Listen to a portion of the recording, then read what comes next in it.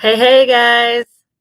Andy Kennedy here with Toxic Truths, 60 days of toxic truths. And this is day 23. And we are talking about heavy metals and mercury. And this is a heavy topic for sure. For those of you that don't know, this is 60 days. And we are talking about a different topic every day.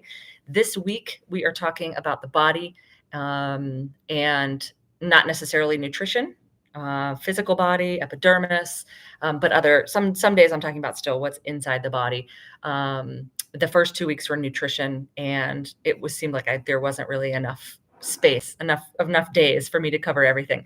So heavy metals fell into this 2 week period. For a long time, we have known that heavy metals exist in our food system, our food source, our waters, particularly. And so, of course, because of whatever lives in the water and that we fish outside of the water, has mercury in it. And so, watching those levels of mercury are super important because it is a neurotoxin and it can affect our brain, our body, our neurology, our hormones. Our cardiovascular system, our immune system, right? The list goes on and on.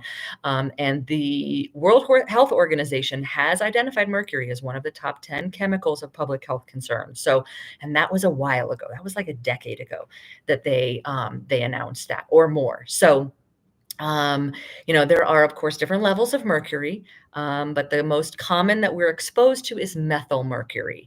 And it's a form of organic mercury, but it's still a known neurotoxin. It's particularly of issue with children, mothers, especially pregnant mothers who are nursing or want to have children. That's where, this toxin it seems to sink its teeth into deeper.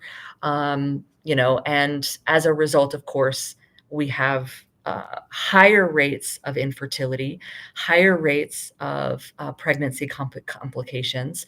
And so, where else is it found?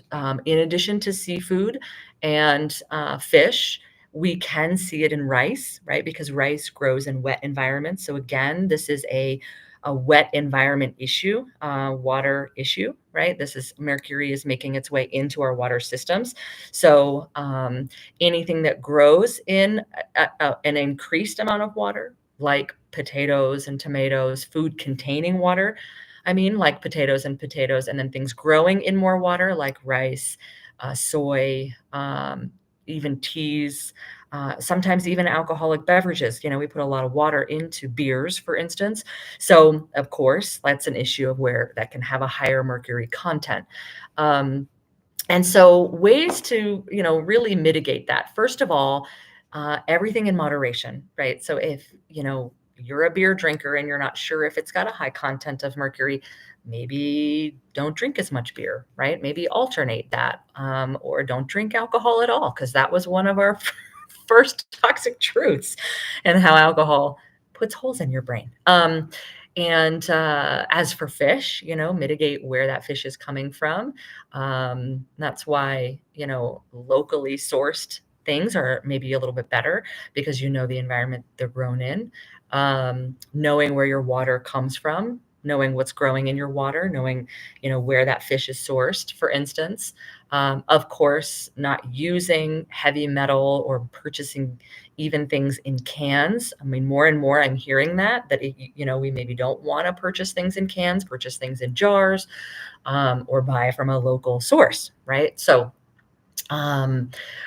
what else? Also, then, continue to focus, and this is a topic that a solution that I have sort of woven into as many times of doing these lives as I can, is continually working on flushing your body.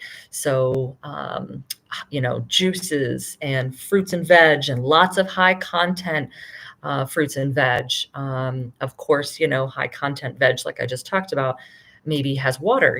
Celery, for instance, is one that I'm thinking of. So buying some of those things, making sure you buy some of those things in the organic section, from the organic section, so that, at least that we're having better practices there.